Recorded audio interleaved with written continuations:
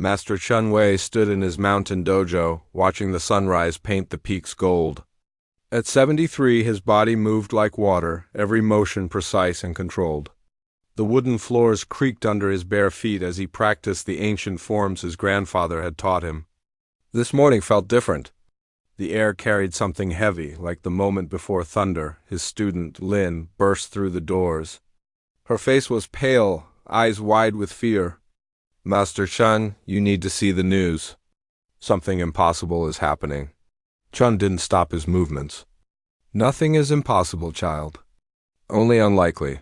The sky is tearing open above major cities," Lin said, her voice shaking. "Things are coming through. Ancient things." Xian completed his form and turned to face her. "Show me." They walked to the small television in the corner of the dojo. The screen flickered with emergency broadcasts from around the world. Above New York, London, Tokyo, and dozens of other cities, massive rifts had opened in the sky. They looked like wounds in reality itself, edges crackling with energy that hurt to look at directly. From these rifts came beings that defied explanation.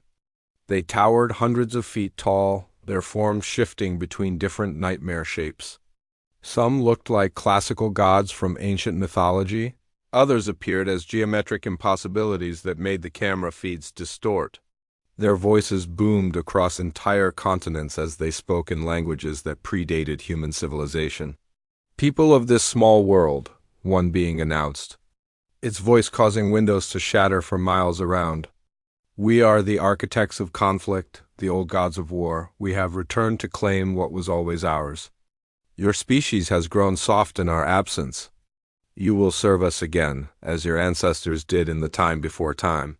The news anchor's voice trembled as she read the translation. "Military forces worldwide are mobilizing, but early reports suggest conventional weapons have no effect on these entities. World leaders are calling for immediate surrender to avoid casualties." Xun turned off the television. Lin stared at him, waiting for some sign of fear or shock. Instead, she saw something that surprised her: disappointment. "Master, what are we going to do?" she asked. "We are going to have tea," Chun said calmly. "Then we will see what these so-called gods want from us." As if summoned by his words, the mountain itself began to shake. A shadow fell across the dojo as something massive blocked out the sun. Through the windows, they could see it descending, a being that dwarfed the mountains themselves. Its form was constantly shifting, sometimes appearing as an armored warrior with 6 arms, sometimes as a dragon made of black metal and fire. The entity's voice resonated through their bones. "I am Tyraxus, commander of the Eternal War. I sense strength in this place. Show yourself, warrior of the small realm." Chun walked outside, Lin following close behind. The being lowered what might have been its head, studying the tiny human figure standing calmly in the courtyard. "You do not flee like the others," Tyraxus observed. "Good, you will serve as my herald to your people. Tell them that resistance is futile. We have conquered 1,000 worlds, commanded armies that span galaxies. Your weapons are like toys to us." Chun bowed slightly, a gesture of respect but not submission. "Honored guest, you speak of conquest and command. But tell me, in all your victories across the stars, have you ever truly understood what you were fighting?" The god's laughter shook loose rocks from the mountainside. "Understanding? I am war incarnate. I am conflict given form. What is there to understand beyond strength and weakness?" "Everything," Chun said simply. Tyraxus leaned closer, his massive form creating its own weather system. "Elaborate, little creature, before I lose patience." Chun gestured to a small flower growing between the stones of his courtyard. "This flower pushes through solid rock to reach the sun. Is this strength or weakness?" "Weakness," Tyraxus said immediately. "It is fragile. I could destroy it with a thought." "Yes, you could," Chun agreed. "But the rock could not create it. The sun could not make it grow. Only the flower's own nature could achieve this. You see destruction where there is creation. You see weakness where there is persistence. This is why you do not understand what you fight." The god's form shifted, becoming more focused, more attentive. "You speak in riddles. My power is absolute, watch. Tyraxus gestured, and the surrounding mountains began to crack and crumble. Trees burst into flame. The very air began to burn. But Qian remained standing, protected by a faint golden glow that seemed to emanate from within him. Interesting, Tyraxus mused. You have power. Some form of energy manipulation. Perhaps you were a warrior priest of your species' forgotten gods. I am a teacher, Chun said. Nothing more, nothing less? A teacher of what? War? Combat? Destruction? Balance. The word seemed to strike the god like a physical blow. His massive form wavered, becoming less solid. Balance is a myth created by the weak to comfort themselves. There is only power and the absence of power. Chun picked up the flower he had pointed to earlier. Despite the devastation around them, it remained unharmed in his palm. You say you have conquered 1,000 worlds. Yet here you are, trying to conquer one more. If your way brought true victory, why do you still fight? Tyraxus was silent for a long moment. When he spoke again, his voice carried a note that might have been uncertainty. Because that is what we are. We are war itself. No, Chun said gently. You were something else once before you became what you think you are. Every being seeks something beyond itself. Every god was once smaller than they are now. What did you seek before you became war? The god's form began to flicker more rapidly, cycling through dozens of different shapes. I remember ... No, those thoughts are weakness. I will not be deceived by your words. Qian set the flower back in its place among the stones. I offer no deception. Only questions you have forgotten how to ask. You can destroy my world, destroy my body, destroy everything I have built here. But you cannot destroy an idea whose time has come. And the idea is this, that true strength comes not from conquering others, but from understanding yourself. Tyraxus pulled back, his form stabilizing into something resembling a massive humanoid figure. You think your philosophy will save your world? You think words can stand against the power to reshape reality?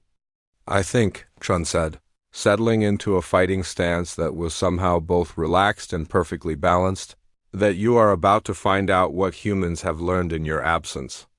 We have remembered something that you forgot long ago. And what is that? Chun smiled, and for a moment, Lin saw something in her master's eyes that she had never seen before, not anger, not fear, but an absolute certainty that transcended both. That every ending is also a beginning? The wind stopped blowing. Birds fell silent. Even the gods seemed to pause, studying the small human who stood before him without fear. Chun's stance was unlike anything Tyraxus had seen in his eons of conquest. It wasn't the rigid posture of a soldier or the wild aggression of a berserker. It was like watching water find its level, natural, and inevitable. You would fight me? Tyraxus asked, genuine curiosity replacing his earlier arrogance. A mortal against a god? I would show you something, Chun replied. Whether you choose to see it is up to you. The god's laughter was like grinding mountains. Very well, little teacher. I will humor you before I level this world. But know that I have faced warriors who could shatter planets with their bare hands. I have defeated beings who commanded the forces of creation itself. Chun nodded respectfully. And yet you learn nothing from them? Tyraxus struck without warning. His massive fist, wreathed in energy that could melt steel, descended toward Chun with the force of a falling meteor. The impact should have created a crater where the dojo stood. Instead, Chun simply wasn't there anymore. The god's fist struck empty air. Chun stood 10 feet away, having moved so smoothly that he seemed to have flowed around the attack rather than dodged it. Lin gasped, but her master's expression remained calm. Impossible, Tyraxus snarled. No mortal can move that fast. Speed is not what you witnessed, Chun said. He began to move in a slow circle around the god's massive form. Tell me, in all your conquests, did your enemies ever simply stop fighting? Tyraxus pivoted, trying to keep the small figure in sight. Some surrendered. We destroyed them anyway. No, Chun said, continuing his measured pace. I mean truly stop. Not surrender out of fear, but cease conflict out of understanding. The god launched a barrage of energy blasts. Each one was precisely aimed, each one should have vaporized Chun instantly. Instead, the old master moved between them like he was dancing, his body following patterns that seemed to predict where the attacks would be before they were fired. You're using some form of precognitive ability, Tyraxus said, his form shifting to something with multiple eyes and arms. Clever, but I have fought seers before. Chin paused in his movement, standing perfectly still as another devastating blast approached him. This time, he didn't move at all. The energy struck him directly, enveloping him in fire hot enough to melt stone. When the flames cleared, Chin remained standing, unharmed. How? The word came out as a whisper.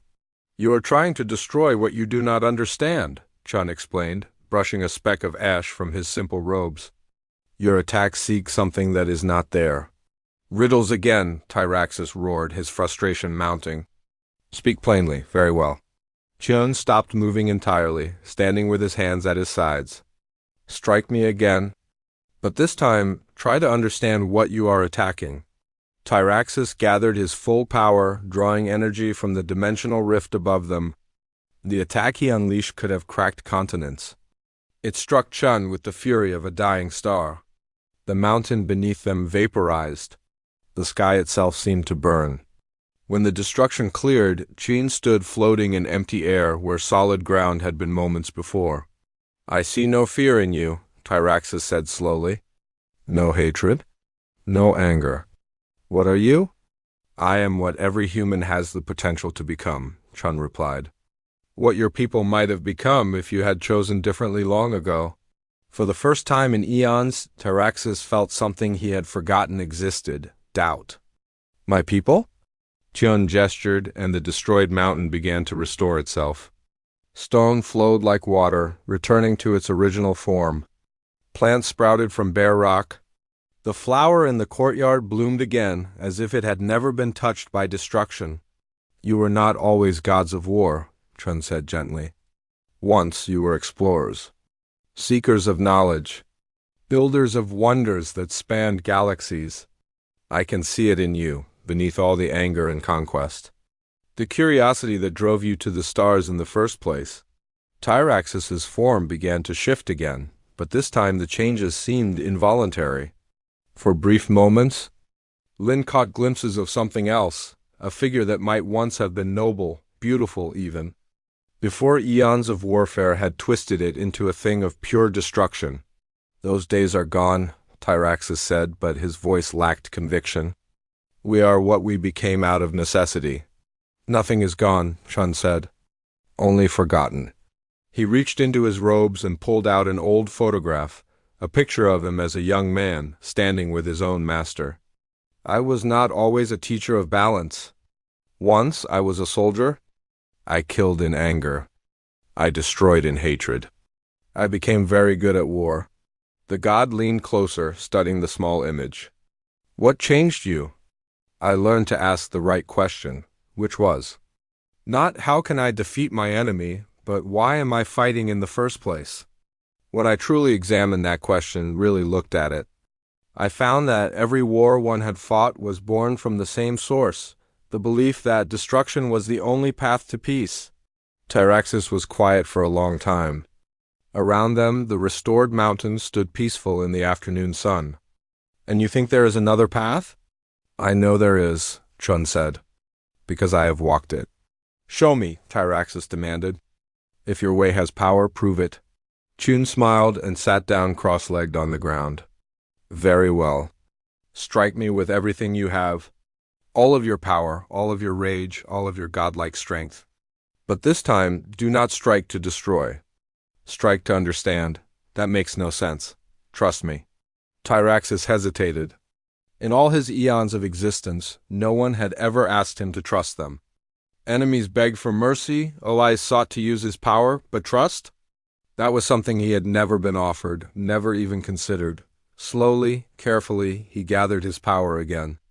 But this time, instead of seeking to obliterate the small figure before him, he reached out with something else, curiosity. He wanted to understand what he was truly facing. The energy that flowed from him was unlike anything he had ever generated before. It was still immensely powerful, but instead of seeking to destroy, it sought to know. It washed over Chun like a gentle wave, and in that moment, Taraxis felt something that shocked him to his core. Peace. Not the peace of the grave or the silence after destruction. Not the peace that came from having eliminated all opposition. This was something else entirely, a peace that existed not because conflict had ended, but because conflict was no longer necessary. What did you do to me?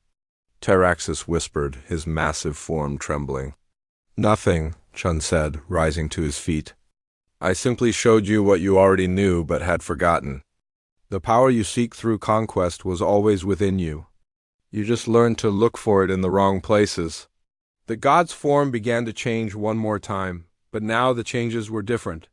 The harsh edges softened. The aura of menace faded. For the first time in eons, Taraxis remembered what he had been before he became a god of war. My name, he said wonderingly, was not always Taraxis. No, Chun agreed. What was it? I was called something else. Something that meant one who brings understanding. But that was so long ago, before the wars, before the conquest. Before you forgot that strength and wisdom are not enemies, Chun finished gently. Before you decided that power over others was more important than power over yourself. Lin watched in amazement as the massive god began to shrink, his form becoming more solid, more defined.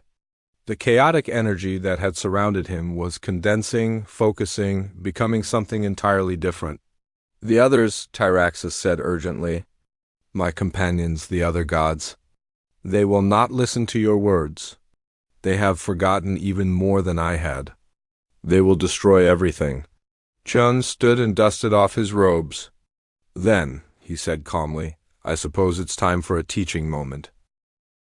Around the world, cities burned. The other gods of war had not wasted time on conversation. Vexthara, the devourer of hope, had descended upon Paris, her crystalline form reflecting the terror of millions as she fed on their despair. In Tokyo, Morden the Bone Shaper was rebuilding the city's architecture from the skeletons of its defenders. Above Moscow, Zalkareth danced in the sky, each movement of his cosmic form causing reality itself to fracture. Chen watched the global devastation through Lin's tablet, his expression thoughtful rather than horrified. Taraxis, now roughly human-sized but still radiating immense power, stood beside them. You see? Taraxis said, his voice heavy with ancient regret. They have become pure destruction.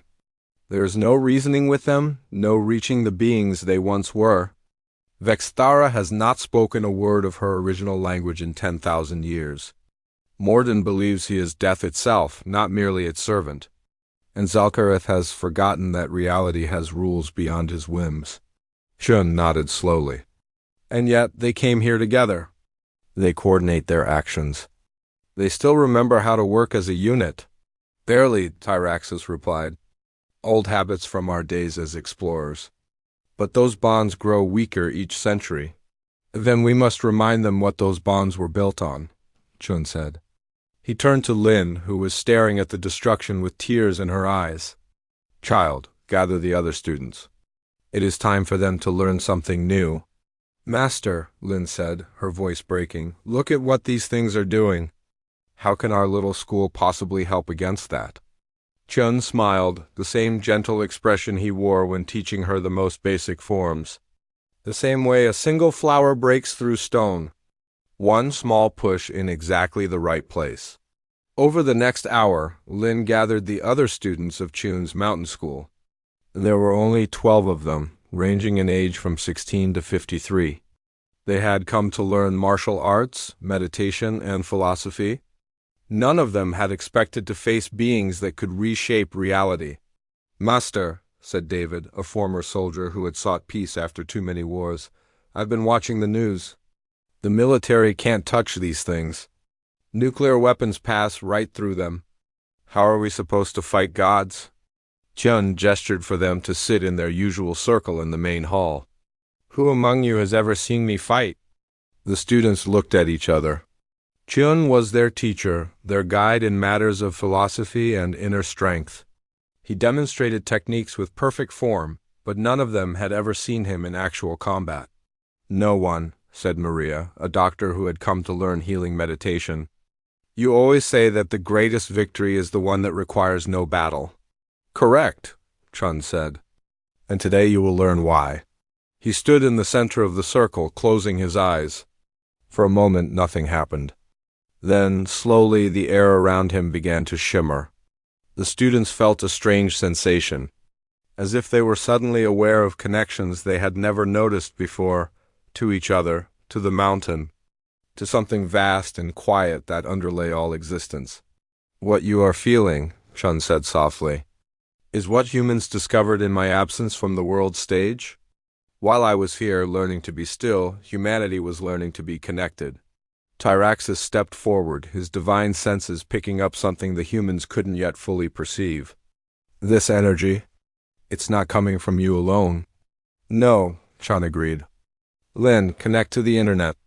Show our friend what humans have been building while the gods were away." Lin opened her laptop, pulling up social media feeds from around the world. Despite the chaos and terror, something extraordinary was happening. In every city under attack, people were gathering in groups. They weren't fleeing randomly or fighting hopelessly. They were forming circles, holding hands, and somehow, impossibly, they were learning to resist. In Paris, Lin read from her screen, a group of children began singing together in the face of Vexthara's approach. The god paused, confused, as their song seemed to create a barrier she couldn't cross. "In Tokyo," David added, looking at his phone, "the survivors aren't running from Morden. They're surrounding him, sitting in meditation pose, and he's stopped moving. He's just standing there like he's listening to something." Chun opened his eyes and the students gasped. His eyes held depths they had never seen before, like looking into the clear night sky and suddenly understanding that the stars were not distant points of light but vast suns, burning across impossible distances. 7 billion humans. "Live on this world," Chun said. "Each one capable of what you have just felt. Each one connected to all the others in ways your species is only beginning to understand. While the gods were perfecting the art of war, humanity was perfecting the art of connection." Tyraxus stared at the news feeds, watching as more and more humans seemed to instinctively understand what was needed. "This is impossible. Individual consciousness cannot link like this without technology, without understanding that the separation between individuals is largely illusion," Chun finished. "Your people knew this once, before you became obsessed with power over others instead of harmony with all things." The mountain began to tremble, not from any attack, but from something else. Through the windows they could see lights appearing all across the landscape below. Every town, every village, every isolated home was beginning to glow with the same gentle radiance that surrounded Chun. "It's starting," Chun said with satisfaction. "The awakening your return was meant to trigger." "Our return was meant to conquer," Tyraxus said, but his words lacked conviction. "No," Chun said gently. "Your return was meant to teach. Not through force, but through necessity. Humanity needed something large enough to threaten their entire world before they would remember what they truly are." On the screens, they watched as Vexthara's crystalline form began to crack. The children's song had been joined by thousands of other voices, each one adding their own note to a harmony that seemed to resonate with something fundamental in reality itself. The god of despair was discovering that despair could not exist in the presence of true hope. In Tokyo, Morden had collapsed to his knees, his massive form shuddering as the meditating humans around him radiated something he had not felt in eons: unconditional acceptance. Not surrender, not defeat, but a simple recognition that even gods of war had once been something other than what they had become. Above Moscow, Zalcarath's dance was slowing. The fractures in reality were healing themselves as the humans below began to sing an old song, something their ancestors had known but they had forgotten until this moment of crisis. "They remember?" Tyraxus whispered, wonder clear in his voice. Without training, without teaching, they remember what we forgot. Chun stood, his movements as fluid and natural as flowing water. It was always there, waiting for the right moment to emerge. Fear can silence it, anger can hide it, but neither can destroy it. Your arrival simply reminded them what they were capable of when they stopped believing in separation. The others will not understand this, Tyraxus said urgently. When they realize what is happening, they will become desperate. Desperate gods are dangerous beyond imagining. Yes, Chun agreed calmly, which is why we must go to them now, before they choose destruction over transformation. We? Tyraxus stared at the old master. You plan to confront 3 gods of war with a handful of humans? Chun smiled, and for the first time, there was something in that smile that might have been anticipation for a challenge worth facing. I plan to remind 3 gods who they used to be. Whether they listen is their choice. He turned to his students. You have a choice as well. You can remain here, safe on the mountain, while I attempt something that may be impossible. Or you can come with me and learn what human potential looks like when it stops apologizing for existing. The students looked at each other, then at the screens showing cities in chaos, then back at their master who had somehow made a god remember his own name. Master, Lin said, speaking for all of them, we've been training for years to find our inner strength. I think it's time we found out what that really means. Chin nodded as if their choice had never been in doubt. Very well. Tyraxus, can you transport us to Paris? The god who had once been called by another name looked at this small group of humans, who had somehow convinced him to remember hope. I can, but Chun, you should know, if this fails, if they destroy you, there will be nothing left to stop them from turning this entire world into a monument to endless war. Chun picked up his simple walking staff, worn smooth by decades of use. Then we had better not fail? Paris was a city transformed. The Eiffel Tower had been reshaped into a twisted spire of black crystal, its surface reflecting not light but pure despair. Buildings wept tears of stone. The Seine had turned the color of dried blood.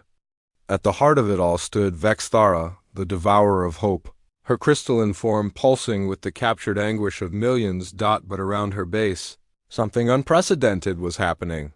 Thousands of humans sat in perfect circles, their hands linked, their voices raised in an ancient song that seemed to make the goddess's crystal shell vibrate with uncomfortable resonance. Children led the singing, their voices pure and clear, while adults added harmony that grew stronger with each passing moment. Tyraxus materialized in the ruined Place de la Concorde with Chun and his 12 students. The transportation had been instantaneous, but Lin felt like they had traveled through something more than space, as if they had moved between different states of reality itself. She feeds on despair, Tyraxus explained, his voice tight with old grief. The more hopeless her victims become, the stronger she grows. In our campaigns across the galaxy, entire civilizations simply gave up when they saw her approach. Chun observed the scene with interest. Vexthara towered above them, easily 300 feet tall, her form constantly shifting between different configurations of sharp crystal and flowing darkness. But she wasn't moving forward anymore. The singing humans had created something like a barrier, not of force but of feeling. She has forgotten her original nature, Chun mused. What was she before? Vexana, Tyraxus said softly. She was our hope-bringer, the one who helped civilizations see possibilities beyond their current limitations. She could show people visions of what they might become, inspire them to reach for something greater than themselves. One of Chin's students, a young man named James, stared up at the goddess. What happened to her? War, Tyraxus replied. Endless war. When you spend millennia watching civilizations destroy themselves despite being shown better paths, hope begins to feel like cruelty. She decided it was kinder to devour hope before it could disappoint. Chun stepped forward, walking calmly through the rings of singing humans. They made way for him instinctively, somehow recognizing that he belonged at the center of this moment.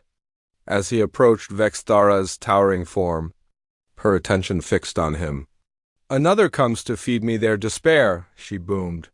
her voice causing the crystal formations around the city to ring like broken bells. I sense great pain in you, old one, the weight of watching a world that could be better, but refuses to change. Yes, Chun agreed simply. I have felt that pain. Vexthara leaned down, her massive crystalline face reflecting distorted images of suffering. Then you understand why hope is cruelty. Better to end the dream before it becomes nightmare. Chun sat down cross-legged in front of the goddess, placing his hands palm up on his knees in a gesture of complete openness. I understand why you might think that. Tell me, when did you last actually look at hope instead of devouring it? Hope is illusion. I have seen 1,000 worlds. Promise better tomorrows only to repeat the same failures. That is not what I asked. Chun's voice remained gentle but carried a note of authority that made the goddess pause. When did you last look at hope itself, not at what happens when hope meets fear? Vexthara's form flickered, momentarily revealing something else beneath the crystal shell, a figure of incredible beauty, radiant with potential before the harsh edges reasserted themselves. I do not remember. Would you like to see it again? Chun asked. Not the false hope that promises easy answers, but the real thing? The hope that exists even in the face of certain disappointment? That is impossible. Hope dies when reality destroys it. Chun smiled and gestured to the humans singing around them. Look at them. Really look. These people know they might die today. They know their world might end. They know that singing will not make them bulletproof or give them the power to fight gods. And yet they sing anyway. Why? For the first time in eons, Vexthara actually looked at her potential victims instead of simply consuming their emotions. What she saw confused her. These humans weren't singing from ignorance or denial. They were singing with full knowledge of what they faced. And they chose hope anyway. I do not understand, she admitted, her voice smaller than before. Because you have been looking at hope as a destination, Chun explained. Something that exists only if it leads to a happy ending. But that's not what hope is. Hope is not the belief that things will work out well. Hope is the conviction that things are worth doing regardless of how they work out. The singing around them grew stronger, and other voices began to join from across the city. Not just the circles of organized resistance, but individuals in hiding, families huddled in basements. Even soldiers who had put down their weapons because they understood instinctively that this was not a battle that could be won with force. Vexthara, crystalline form began to crack. Not from damage, but from some internal pressure. But if the outcome does not matter, then what is the point? The point, Chun said, rising to his feet, is the doing itself. The choice to act with love instead of fear. To build instead of tear down, to connect instead of isolate. Not because these actions guarantee success, but because they are expressions of what we truly are. Lin watched from her position in the circle, amazed to see tears beginning to flow down the goddess's crystal face. Not tears of pain or anger, but something else entirely. I remember, Vexthara whispered, her voice now barely audible above the singing. I remember showing a dying civilization how to build ships to carry their children to safety among the stars. They knew they would not live to see the journey's end, but they built them anyway. Yes, Chun said encouragingly. What did you feel when you watched them work? Wonder, she said, and as she spoke the word, her crystalline shell began to fall away in great sheets, revealing the radiant being beneath. Pure wonder at their capacity to love something greater than their own survival. The transformation was extraordinary. Where Vexthara had been sharp angles and cutting edges, Vexana was flowing light and infinite possibility. The twisted spires of crystal around Paris began to shift, becoming beautiful structures that somehow made the entire city feel more alive, more connected to itself. But as her change completed, alarms began to sound from the other two gods. Morden in Tokyo and Zalkareth in Moscow had sensed the shift in their companion, and their rage was building to levels that threatened to tear holes in reality itself. They will come, Vexana said urgently, her voice now like music. They will see what has happened to me as betrayal, as infection. They will try to destroy everything here rather than risk the same change in themselves. Chun nodded, unsurprised. Can you help us reach them? I can transport you, but Chun, you must understand, Morden has become convinced that he is death incarnate. He no longer believes in life, only in the ending of life. And Zalkar thinks reality itself is his enemy, something to be constantly reshaped according to his whims. They are even further from their original selves than I was. What were they originally? Lin asked, speaking up from the circle. Vexana turned toward her with eyes that held the light of distant stars. Morden was our life-bringer, the one who could kindle growth in the most barren places. And Zalkarith was our harmony keeper, the one who helped different forms of existence find ways to coexist peacefully. Tyraxis stepped forward. If we're going to reach them, we need to move quickly. They're already beginning to converge on this location. Chun looked around at his students, all of whom were now standing with expressions of determination that would have made him proud in any other circumstance. This is not your fight, he told them. You have already accomplished something extraordinary by helping Vexana remember herself. Master, David said firmly, you taught us that running away when we're needed most is just another form of selfishness. We're not leaving. Chun studied their faces and saw something that made him smile with deep satisfaction. They were afraid, certainly, but they were also completely committed. They had understood something about themselves in this moment that would stay with them forever. Very well, he said. But remember, we go not to fight gods, but to remind them who they used to be.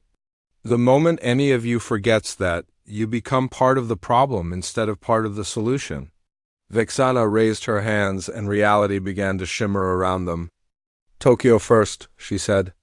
Morden will be the more dangerous of the two once he realizes what we're attempting. As the world dissolved into light around them, Chen took one last look at Paris. The humans were still singing, their voices now joined by the restored goddess. Whatever happened next, something fundamental had changed. Hope had been remembered, not as a naive wish for easy answers, but as a commitment to act with love regardless of the consequences. The real test was about to begin. Tokyo had become a necropolis of bone and shadow. Morden the Bone Shaper had rebuilt the city skyline using the skeletons of its defenders, creating towers that scraped the sky with ribs and femurs. Streets paved with skulls led to plazas decorated with intricate mandalays made from human spines. It was beautiful in its own terrible way, like a monument to the artistry possible in death. But at the heart of this bone city, something unexpected had taken root. Thousands of humans sat in perfect meditation poses, forming concentric circles around the god himself. They weren't running, weren't screaming, weren't dying. They were simply sitting in absolute stillness, and somehow this was more disturbing too. More than any weapon could have been Chun and his group materialized at the edge of the Bone Plaza. The sight that greeted them was unlike anything they had witnessed in Paris. Where Vexthara had been actively feeding on despair, Morden seemed frozen, standing motionless in the center of his bone cathedral as, if paralyzed by the peaceful presence surrounding him, the god stood nearly 400 feet tall, his form a grotesque masterpiece of bone architecture. His skeleton wasn't human but something alien and ancient with too many ribs, limbs that branched like trees, and a skull that seemed to contain infinite darkness. But despite his terrifying appearance, he hadn't moved in hours. He's trapped, Vexana observed, her newly radiant form a stark contrast to the bone city around them. The human's meditation is reflecting something back at him that he doesn't know how to process. Chun walked forward through the circles of meditating humans. As he passed each ring, he felt their collective consciousness like a deep pool of still water. They weren't trying to fight the god or resist his power. They were simply being completely present, completely accepting of what was happening without judgment or fear. Morden, Chun called out, his voice carrying clearly in the strange silence of the Bone City.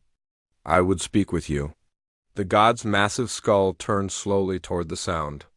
When he spoke, his voice was like grinding tombstones, dry and ancient and utterly without hope. Another comes to join my garden of endings. You will make a fine addition to my newest tower, old man. I have not come to die today, Chung replied calmly. I have come to ask you a question. Questions are for the living. I am death incarnate. I have nitrogen monoxide need for curiosity. Chun sat down in the same meditation posture as the humans around him, his simple presence somehow adding to the collective stillness. That is the question, actually. When did you decide you were death itself, rather than a being who had learned to use death as a tool? The god's massive form shuddered. I am what I am. I have always been the ending of things. No, Tyraxis said, stepping forward. You were Morden, the life-bringer.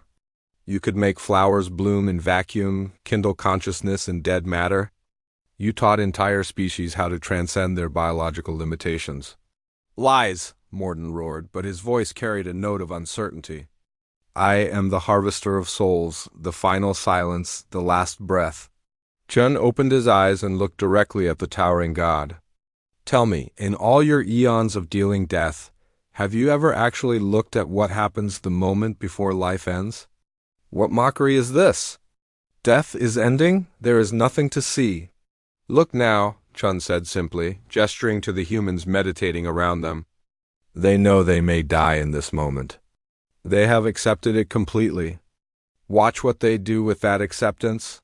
For the first time in millennia, Morden actually observed his potential victims instead of simply processing them. What he saw made no sense to his understanding of how death worked. These humans were facing their possible ending with something he had never encountered before, perfect peace with impermanence. They do not fear death, he said slowly, confusion evident in his grinding voice. No, Chun agreed. They understand that death is not the opposite of life. It is part of life. The fear of death is what makes beings cling to existence so desperately that they forget to actually live. One of the meditating humans, an elderly Japanese woman, opened her eyes and looked directly at the towering god. Her words were simple, spoken in accented English so that Shun's students could understand. Thank you for reminding us how precious this moment is. Morden staggered backward as if struck. She thanks me? She understands what you have forgotten, Chun said, rising to his feet. That death gives meaning to life, not by ending it, but by making each moment irreplaceable. You are not the enemy of life, Morden. You are its most essential friend.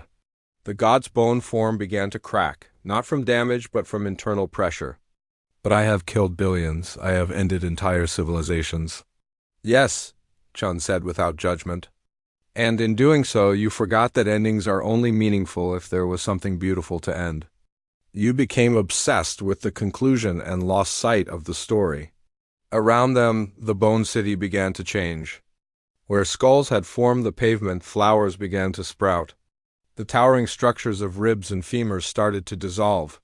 But instead of collapsing, they transformed into something else, still beautiful, but beautiful in a way that celebrated life rather than memorializing death. I remember, Morden whispered, his voice now filled with wonder instead of grinding emptiness. I remember standing with a young species as their star went nova, helping them understand that their civilization's ending was not a failure, but a completion.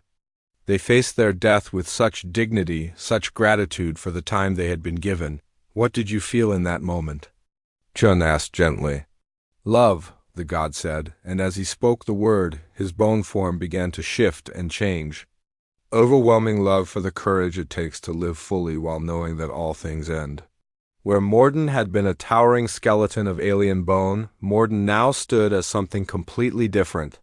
He was still massive, but his form was like a tree of living light, branches reaching toward the sky while roots delved deep into the earth. He was the embodiment of growth, of the eternal cycle of ending and beginning that made existence possible. The transformation of Tokyo was breathtaking.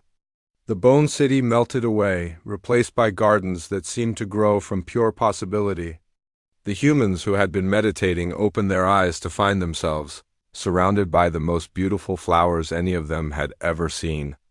Each bloom unique and perfect and temporary, but before anyone could celebrate, the sky above them began to fracture. Reality itself was cracking like broken glass as the third god, Zalkareth, approached in a fury that threatened to tear apart the fabric of existence itself. "He knows," Vexana said urgently.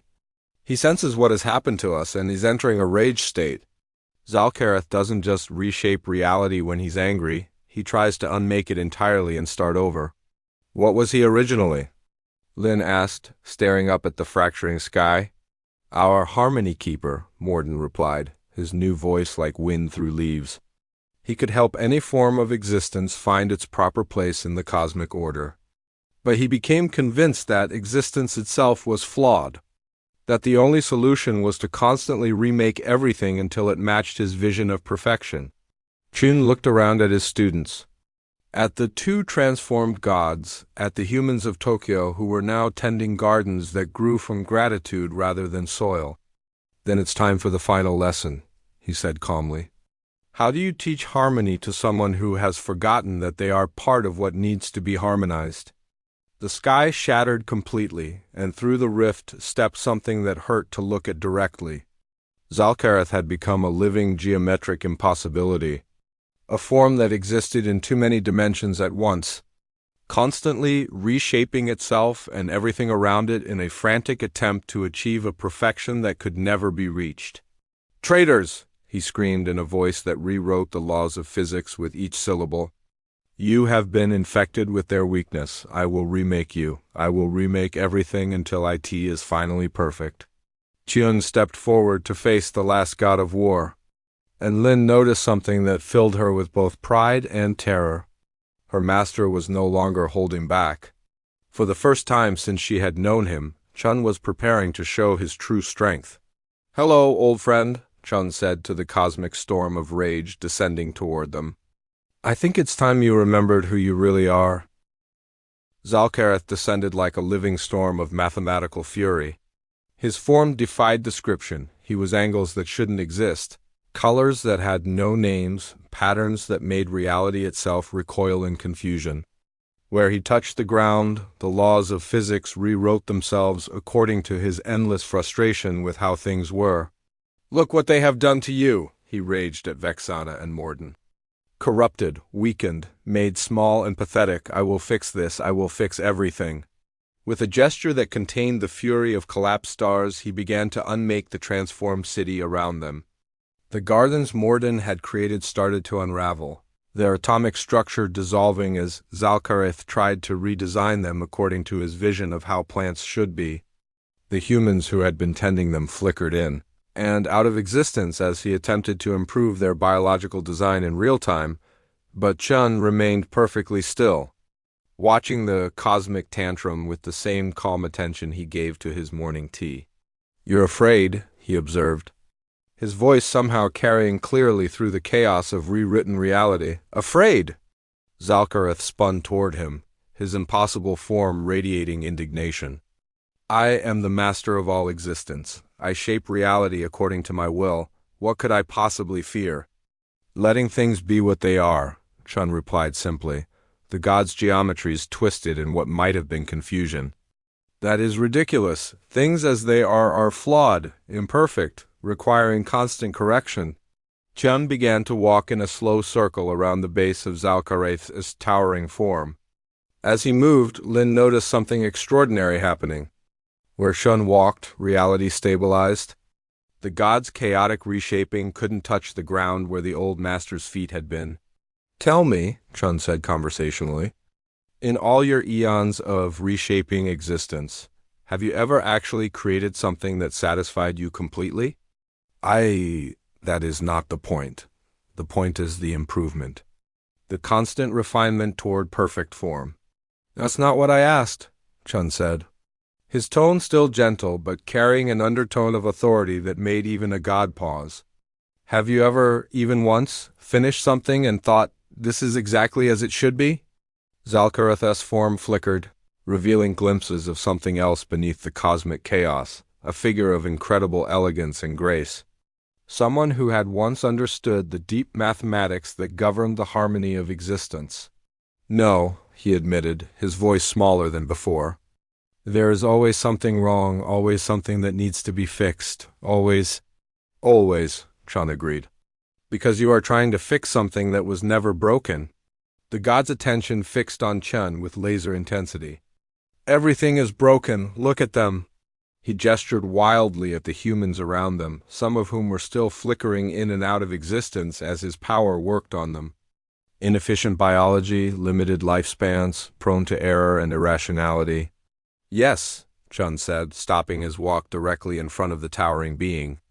And they should be improved, made better, made perfect. Chun smiled, and something in that smile made Zalkarith's chaotic reshaping slow down slightly. Perfect for what? For being what they are supposed to be, which is? For the first time in millennia, Zalkarith was completely silent. The question had struck something fundamental, a concept he had somehow lost track of in his endless quest for improvement. Chun sat down cross-legged on the ground. That had been stabilized by his presence. Let me tell you a story about a student I once had. She was convinced that she was terrible at meditation because her mind was constantly filled with thoughts. Every session, she would struggle to empty her mind to achieve perfect stillness. The harder she tried, the more agitated she became. What does this have to do with cosmic perfection? Everything, Chun said calmly. One day I asked her a simple question. What if your mind is supposed to think? What if the goal is not to stop thinking, but to understand the nature of thought itself? Zalkarith's form began to slow its constant reshaping, becoming more stable as he focused on the story. She looked at me like I had said something impossible, Chun continued, because she had become so focused on the idea of perfect meditation that she had forgotten why she wanted to meditate in the first place. She wanted peace. But peace, she discovered, was not the absence of thought. It was the acceptance of thought as part of the natural flow of consciousness. I do not understand the relevance, Zalkarith said, but his voice lacked conviction. You are trying to perfect existence without understanding what existence is for, Chun explained. You see flaws that need fixing instead of features that need understanding. These humans you want to improve. Their limitations are not bugs in the system. They are the system. Lin watched in fascination as her master's words seemed to have a physical effect on the cosmic god. Zalkarith's impossible geometry was simplifying, becoming more elegant, more graceful. But their mortality, the god protested, his voice now carrying genuine confusion rather than rage. Their proneness to error, their emotional irrationality, makes every moment of their existence precious, Morden interjected, his tree-like form swaying gently. I used to think mortality was a flaw to be fixed, but I learned that consciousness without the possibility of ending becomes meaningless. It is the limit that gives shape to the experience. Vexana added her voice, her radiant form casting warm light across the stabilizing reality around them. And their emotional irrationality, that's not a bug either. It's how they connect to something larger than logic. How they love without reason, hope without guarantee, sacrifice without calculation. Zalkarith's form was becoming clearer now, revealing the being he had once been, tall, graceful, with patterns of light that seemed to dance across his surface in perfect mathematical harmony. But if they are not meant to be improved, then what is the point of existence at all? Chun stood, brushing dust from his simple robes. The point is the experiencing itself. Not the perfection of the experience, but the fullness of it. Every joy, every sorrow, every moment of confusion and every flash of understanding, all of it together creates something more beautiful than any perfected version could ever be. You're saying that imperfection is the goal? Zalkarith asked, his voice now filled with wonder rather than frustration. I'm saying that the word imperfection only makes sense if you already know what perfection looks like, Chun replied. And maybe the universe is already exactly what it's supposed to be, not perfect in the sense of being finished, but perfect in the sense of being alive. The transformation was visible now, where Zalkarith had been a chaotic storm of geometric impossibilities. Zalkira now stood as something breathtaking, a being of pure harmony. His form a living demonstration of how different elements could work together without losing their individual nature around them. Tokyo finished stabilizing into something that had never existed before, a city where technology and nature, ancient and modern, human and divine, all coexisted in perfect balance. The humans who had been flickering in and out of existence were now solid and real, but somehow more themselves than they had ever been before. "I remember," Zalkiran said softly, his voice now like music made from the mathematics of planetary motion. "I remember helping a young civilization find the harmony between their tribal nature and their technological aspirations. I didn't change them, I just helped them see how their apparent contradictions could work together." "What did you learn from that experience?" Chun asked. "That harmony is not the elimination of difference," Zalkiran replied. "It's the celebration of how different things can dance together while remaining completely themselves." But even as the third god remembered his true nature, Chun's expression grew thoughtful. The transformation was complete, but something else was beginning. Around the world, he could sense humanity awakening to capabilities they had always possessed but never fully accessed. The confrontation with the gods had been just the catalyst. "The real work," he said quietly, "is about to begin." 3 months later, the world had become something no one could have imagined. Chun stood once again on his mountain, watching the sunrise, but the view had changed dramatically. Across the landscape below, cities glowed with gentle light that came not from electricity, but from the collective consciousness of their inhabitants. Transportation had evolved beyond machines. People were learning to move by intention, sliding through space in ways that physics textbooks were frantically trying to explain, but more importantly, they were talking to each other in ways that transcended language. Lin approached her master. No longer just a student, but something new, a bridge between human and divine understanding. "Master, the delegates from the Global Consciousness Council have arrived. They want to discuss the integration protocols." Chun smiled. The Global Consciousness Council was humanity's attempt to organize their new abilities.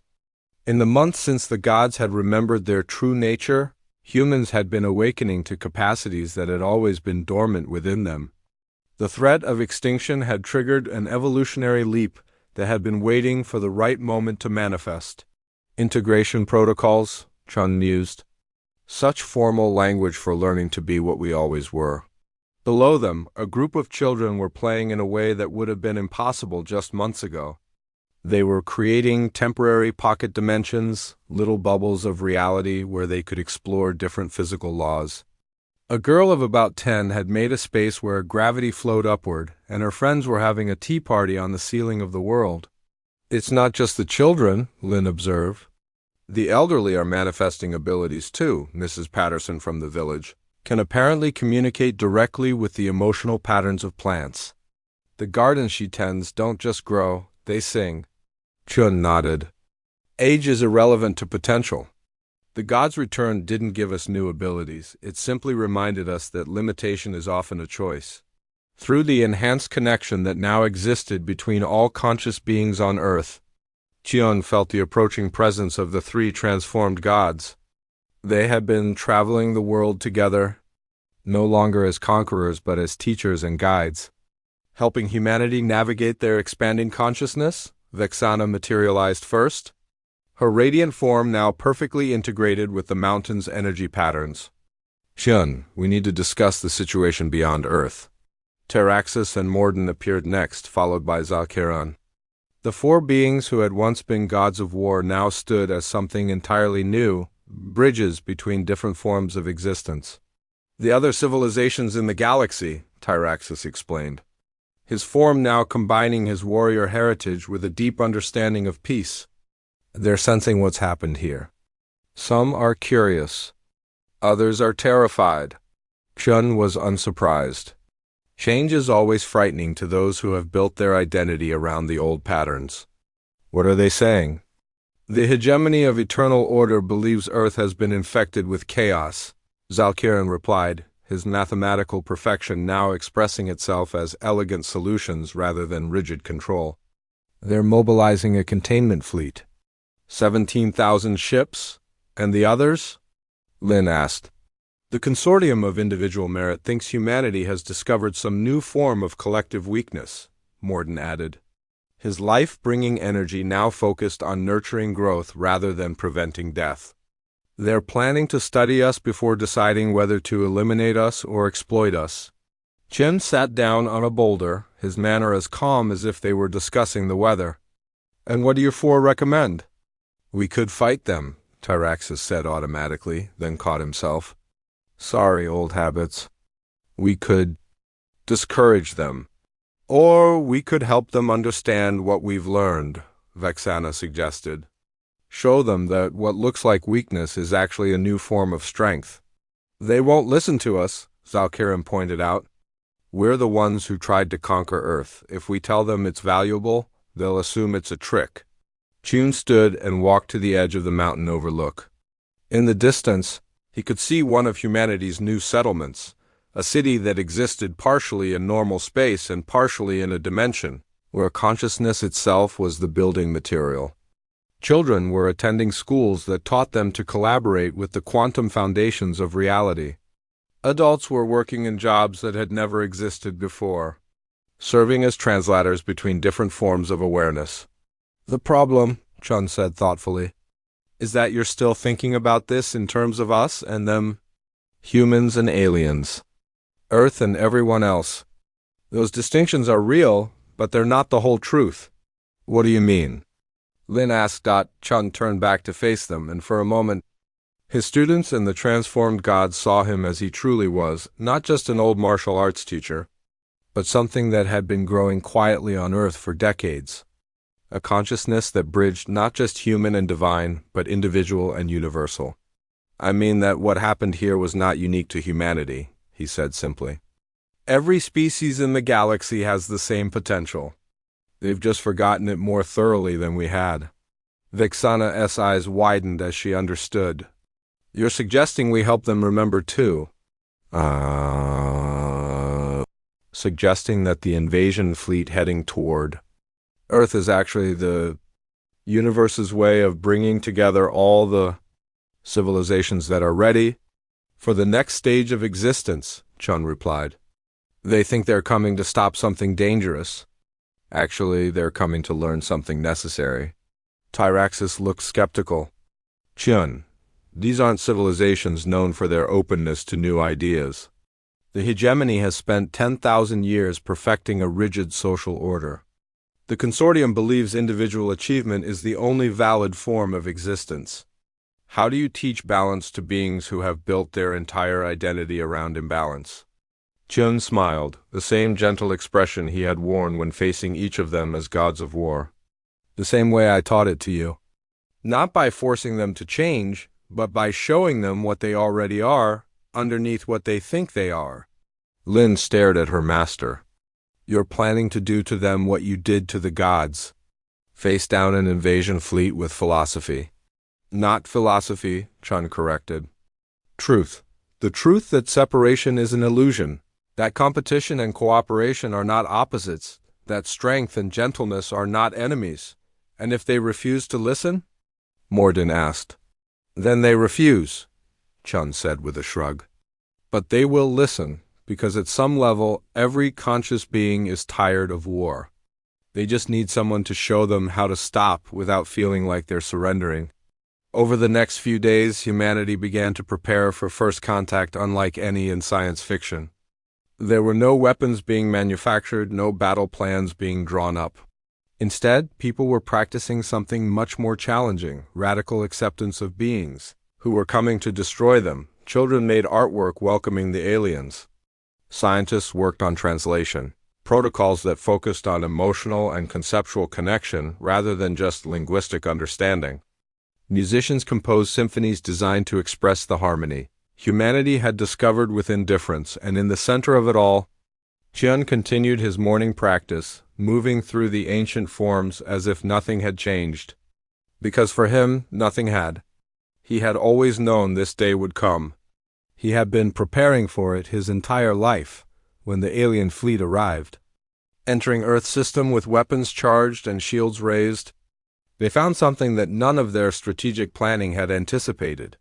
Instead of a world in chaos or a planet preparing for war, They discovered a civilization that had learned to welcome what it could not control. The transformation didn't happen all at once. It took months of careful contact, of patient demonstration, of beings who had spent millennia believing in conflict, slowly remembering that there were other possibilities. But it happened, one by one, ship by ship, species by species. The galaxy began to remember what it had forgotten in its long march toward entropy and separation.